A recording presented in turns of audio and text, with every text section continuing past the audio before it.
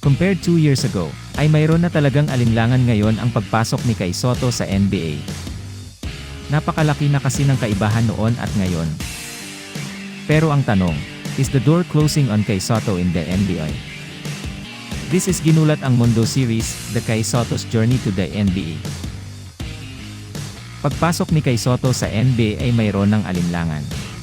Pero hindi rin yan nangangahulugan na hindi na makapasok sa NBA si Kay Sotto. Is the door closing on Kay Sotto in the NBA? Well, definitely not. At least not yet. Unang-una ay palagi namang open ang NBA sa lahat ng mga aspiring players sa buong mundo. Open ito kay Renz Abando, open kay Aj Edu, open rin kay Dwight Ramos at siguradong open rin ito kay Kay Sotto. Ang importante lang talaga ay ang part ni Kay Sotto, kung nakafocus pa ba siya sa kanyang NBA dream or binitawan na niya ito. Well, sa tingin ko naka-locked in pa rin naman si Kay Sotto sa kanyang NBA dream. Although sigurado tayong sa ngayon, ay na-realize na ni Kay Sotto na ang pinto ng NBA is slowly closing. Dahil kapag hindi nakapasok si Kay Sotto sa NBA next year, ay mahihirapan na talaga siya, at baka tuluyan ng magpaalam ang kanyang pangarap na makapaglaro sa NBA. Pero hindi madaling matitinag ang dedication at hard work ni Kay Sotto. Ito kasi ang kanyang puhunan araw-araw. At napakarami na niyang mga sacrifices na nagawa upang matutupad ang kanyang NBA dream. Kaya hanggang ngayon ay naniniwala pa rin tayo dito sa Express Info bilang Kay Sotto Channel, na si Kay Sotto ang magiging pinakaunang homegrown Pinoy to play sa NBA. Ang pinakamalaking rason ay ang kanyang insane basketball skills para sa isang legit 7'3" player. Pangalawa ay ang kanyang edad. 21 years old pa kasi si Kay Sotto, kaya mayroon pa siyang panahon upang ma-develop ng husto, hindi lang ang kanyang laro, kundi pati na ang kanyang katawan. Give him 1 to 2 years time at siguradong nasa NBA na si Kay Sotto.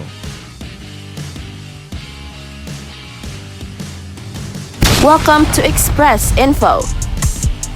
Do you want to have these exclusive Puma Rise Nitro basketball shoes? Because once we reach 200k subscribers, we will be having this giveaway. Just comment to win. Shoes are promoted by Kay Sotto himself. Just like this video, and most importantly, comment anything positive about Kay Sotto. It's easy. Commenting is the key to win. Share your positive comments about Kay Sotto. Do it now na. Win the prize. Stay tuned for more updates. Samantala, sina Jaylen Brown, Jason Tatum at Kristaps Porzingis combined for 77 points para sa Boston Celtics at tinalo nila ang Toronto Raptors. Easy night for Boston starters. Si Jaylen Brown ay umscore ng 29 points, habang si Jason Tatum ay may 27 points, at ang Boston Celtics ay nagwagi ng 117-94 laban sa Toronto Raptors.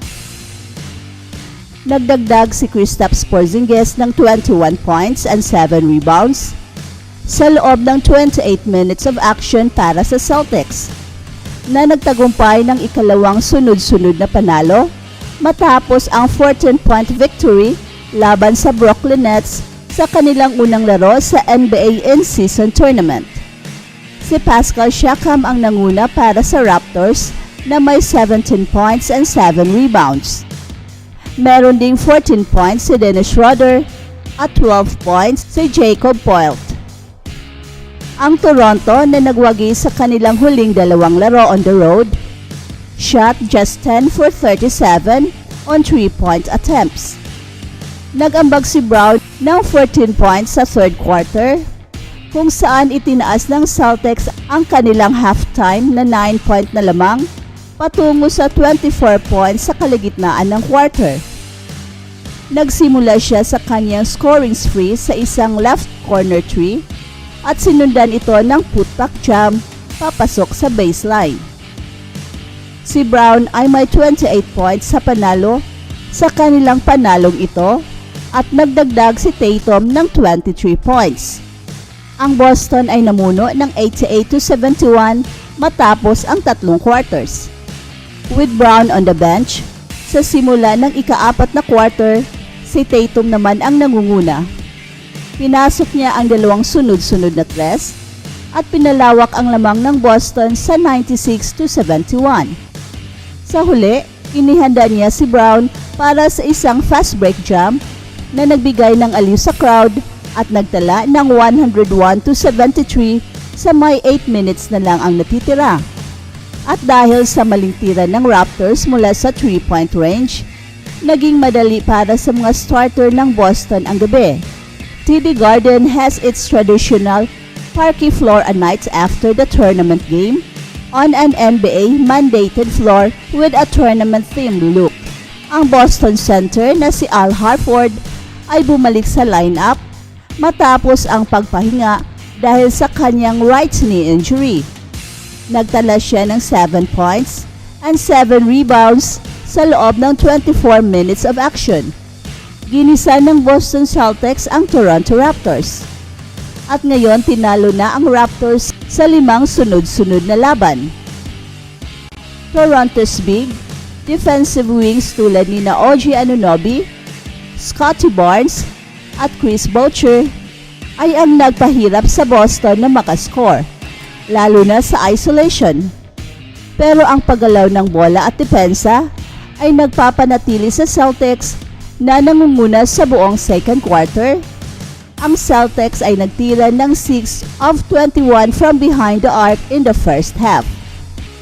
Ang Boston ay umabot ng 55-46 na lamang sa pagtatapos ng first half, kung saan si Jrue Holiday ay nag-drive at nag-dunk ilang minuto na lang bago matapos ang second quarter. Si Jason Tatum lamang ang nag-score ng double digits para sa Celtics sa first half at nagtrabaho ito ng tahimik na may 17 points. Nagkaroon ng problema ang pagpigil kay Toronto center Jacob Poelt mula sa pag-score sa loob. Si Poelt ay nagtapos na may 12 points sa 6 of 10 attempts. At ang highlight ng gabi ay dumating sa may 8 minutes na lang ang natitira sa laro sa isang J2J alley-oop. That's it for now, guys. Pero bago kami magtatapos, ay huwag kalimutan na huwag magpahuli sa mga pinakabago mga kwento at balita ng kasiyahan at tagumpay. Bahala na ang mga marites dyan. Basta kami ay handang maghatid ng tunay na inspirasyon sa mundo ng sports.